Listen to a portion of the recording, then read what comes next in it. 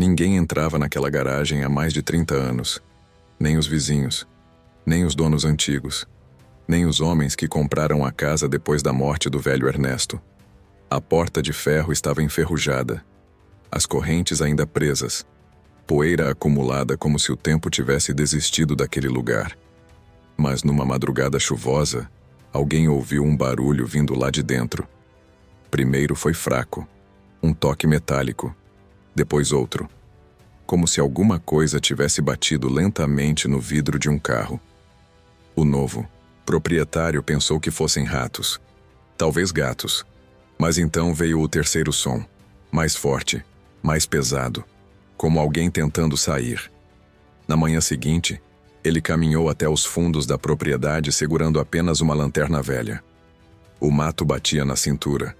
A chuva da noite anterior deixava o chão cheio de lama escura.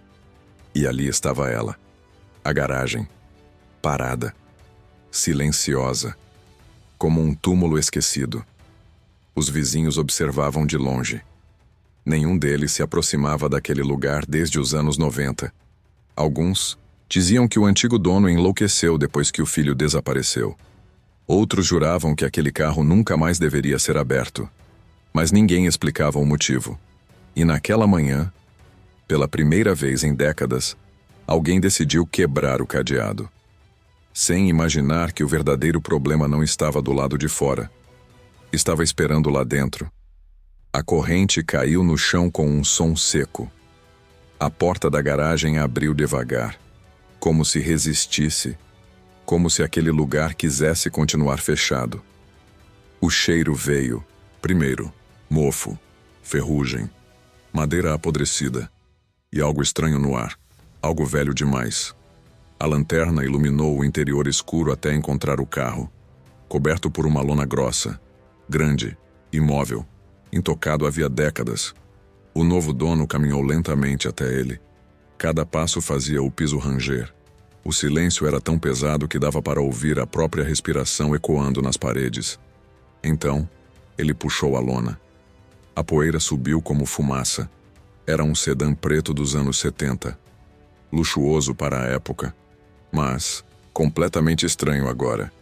Os pneus murchos, o vidro embaçado por dentro, marcas de ferrugem descendo pelas portas como lágrimas secas, e no banco traseiro, algo parecia estar sentado. Ele congelou. A luz tremia em sua mão, mas quando se aproximou mais, viu que era apenas um casaco velho jogado sobre o banco, ou pelo menos parecia ser.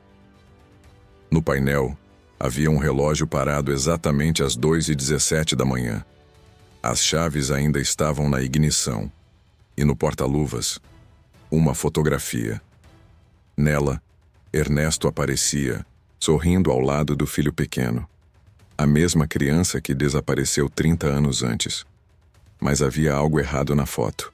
Atrás deles, refletido no vidro do carro, existia uma terceira pessoa, alguém que ninguém conseguia reconhecer. Naquela noite, ninguém conseguiu dormir. A notícia se espalhou rápido. O carro tinha sido aberto.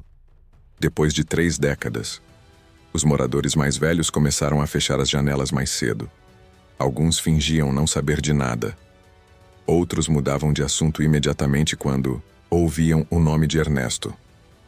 Mas uma senhora resolveu falar. Dona Alzira, a última vizinha viva daquela época. Ela disse que nos anos 80, Ernesto era conhecido por cuidar daquele carro como se fosse parte da família. Lavava toda semana. Nunca deixava ninguém tocar nele. Até o dia em que o filho desapareceu. O menino tinha apenas 8 anos. Saiu para brincar. Nunca voltou. A polícia investigou durante meses. Nenhuma pista. Nenhum corpo. Nada. Mas depois do desaparecimento, Ernesto mudou. Parou de falar com todos. Começou a trancar o carro dentro da garagem. E toda a madrugada, os vizinhos ouviam o motor ligando sozinho, mesmo sem ninguém entrar lá. Dona Alzira abaixou a voz quando contou a pior parte. Segundo ela, algumas pessoas juravam ouvir uma criança chorando dentro da garagem. Chamavam a polícia. Mas quando abriam o local, não havia ninguém. Apenas o carro parado no escuro. Imóvel. Silencioso. Então Ernesto começou a dizer uma frase repetidamente. Ele ainda está aqui. Ninguém entendeu o que aquilo significava. Até o dia em que Ernesto morreu. Sozinho. Sentado na frente da garagem. Com a chave do carro apertada na mão. Eram 2h17 da manhã quando aconteceu de novo. Exatamente o horário marcado no relógio do painel. O novo dono acordou assustado. O som vinha dos fundos da casa, metálico, lento. Tum, tum, tum. Como alguém batendo no vidro. Ele pegou a lanterna e caminhou até a garagem. O vento fazia as árvores balançarem violentamente. O céu estava escuro demais. Sem lua, sem estrelas. Quando abriu a porta, o carro estava diferente. A porta traseira estava entreaberta. Mas ele tinha certeza absoluta de que a deixou fechada. O coração disparou. Ele se aproximou devagar. A lanterna iluminou o banco traseiro. O casaco não estava mais lá. Agora estava no banco da frente, como se alguém tivesse mudado ele de lugar. Então veio o som novamente, mais forte, vindo do porta-malas. Tum, tum, tum. Ele congelou. A respiração falhou. Por alguns segundos, tudo ficou em silêncio, até que algo arranhou a parte interna do metal. Naquele momento ele quase correu, mas decidiu abrir. As mãos tremiam, a chave girou lentamente, e quando o porta-malas levantou, não havia corpo, não havia animal, não havia ninguém, só uma pequena caixa enferrujada, e dentro dela, uma fita cassete, com uma única frase escrita à mão. Se você está ouvindo isso, ele conseguiu sair. A fita parecia antiga demais para funcionar, mas funcionou. O chiado veio primeiro, depois uma respiração pesada. E então, a voz de Ernesto, fraca, trêmula, desesperada. Ele dizia que algo começou depois do desaparecimento do filho. Falava como um homem consumido pela culpa. Contava que, naquela noite, houve uma discussão dentro do carro. Uma discussão violenta. O menino queria sair. Ernesto não deixou. E então aconteceu o acidente. A gravação falhava nesse ponto. Mas logo a voz voltava. Mais nervosa, mais acelerada. Ele dizia que tentou esconder tudo. Tentou apagar o que aconteceu. Mas depois daquela noite, começou a ouvir o filho chamando por ele dentro da garagem. Toda madrugada. Sempre às 2h17. Ernesto jurava que o carro ligava sozinho. As portas abriam sozinhas. E algo se movia no banco traseiro.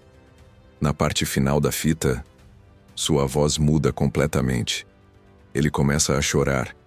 E diz uma frase que fez o sangue do novo dono gelar. Eu tranquei o carro, porque percebi tarde demais que naquela noite eu não trouxe meu filho de volta. Silêncio. Chiado. Depois um último som. Uma voz infantil. Baixa. Quase inaudível. Pai, abre a porta. E a gravação termina. Depois da fita, tudo mudou. O novo dono chamou a polícia. Especialistas foram até a garagem. Peritos analisaram o carro inteiro. E encontraram algo perturbador. No banco traseiro existiam marcas antigas de unhas no couro. Como se alguém tivesse tentado sair desesperadamente. Também havia vestígios de sangue. Muito antigos. Esquecidos sob a espuma dos bancos. A investigação revelou outra coisa. Na década de 80, Ernesto mentiu para a polícia. Na noite do desaparecimento, ele realmente saiu de carro com o filho. Mas nunca contou isso a ninguém. Os registros antigos mostravam testemunhas que ouviram gritos naquela madrugada perto da estrada velha da cidade. E havia mais. Um policial aposentado decidiu falar. Segundo ele, Ernesto apareceu dias depois do desaparecimento completamente transtornado. Dizia coisas sem sentido. Falava que o menino ainda estava no carro. Mas ninguém acreditou. Achavam que era culpa, loucura, desespero. Até que os peritos desmontaram o banco traseiro e encontraram escondido ali dentro um pequeno tênis infantil. coberto de poeira, do tamanho exato que o filho de Ernesto usava quando desapareceu. A cidade inteira ficou em choque, mas a verdadeira revelação ainda estava escondida.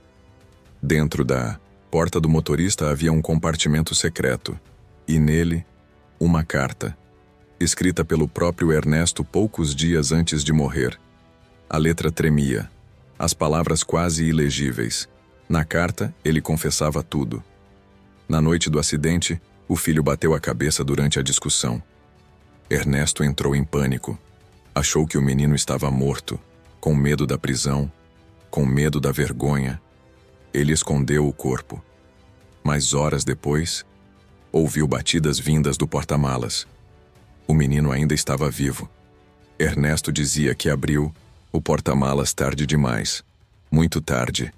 A partir daquele dia enlouqueceu, porque todas as noites ouvia o filho chamando por ajuda dentro da garagem. Ele acreditava que Deus o amaldiçoou, que o carro guardava aquele último momento para sempre. Na última linha da carta havia apenas isso: se você ouvir batidas, nunca responda. Naquela mesma noite, os vizinhos disseram ouvir novamente um carro ligando sozinho dentro da garagem. Depois da descoberta, o novo dono decidiu vender a casa. Não queria mais ficar ali. Mas antes de ir embora, algo aconteceu. Ele desapareceu, sem deixar rastros. A polícia encontrou apenas a garagem aberta, o carro ligado e as luzes acesas às 2h17 da manhã. No banco do motorista havia marcas recentes de lama, como se alguém tivesse acabado de entrar ali. Mas não existiam pegadas saindo, nem sinais de invasão. Nada. O mais estranho foi encontrado horas depois. Uma câmera de segurança de uma casa vizinha registrou algo impossível. No vídeo, o carro aparece se movendo sozinho alguns centímetros para frente. E logo depois, uma silhueta pequena atravessa a garagem lentamente, como uma criança. O vídeo termina antes que seja possível ver o rosto. Até hoje ninguém conseguiu explicar aquelas imagens. E o carro continua lá, fechado novamente. Hoje poucos moradores passam perto daquela casa depois da meia-noite. A garagem permanece trancada. As correntes foram recolocadas. Mas os relatos continuam. Alguns juram ouvir um motor funcionando no escuro. Outros dizem que veem luzes fracas saindo pelas frestas da porta. E há quem afirme escutar uma criança chamando pelo pai.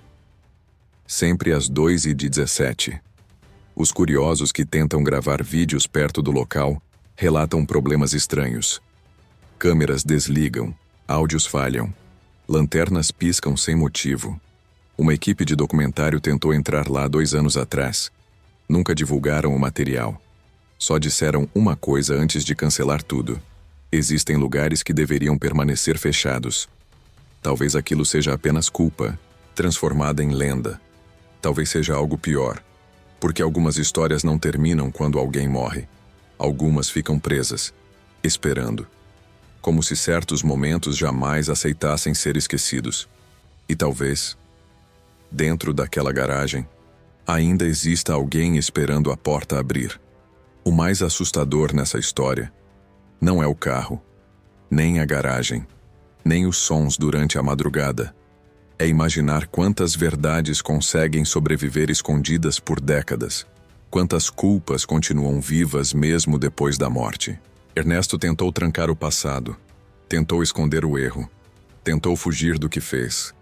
Mas algumas portas, quando fechadas da maneira errada, nunca permanecem realmente trancadas. Porque o silêncio também guarda memórias. E às vezes, elas batem de volta. Talvez aquele carro esteja vazio. Talvez tudo tenha explicação. Ou talvez exista algo ali dentro esperando alguém responder às batidas. E sinceramente, se você estivesse sozinho e ouvisse sons vindo de dentro daquele carro às 2h17 da manhã, você abriria? Se essa história te prendeu até aqui, comenta o que você faria naquela situação. E se quiser mais histórias sombrias e misteriosas como essa, continua por aqui, porque a próxima pode ser ainda mais perturbadora.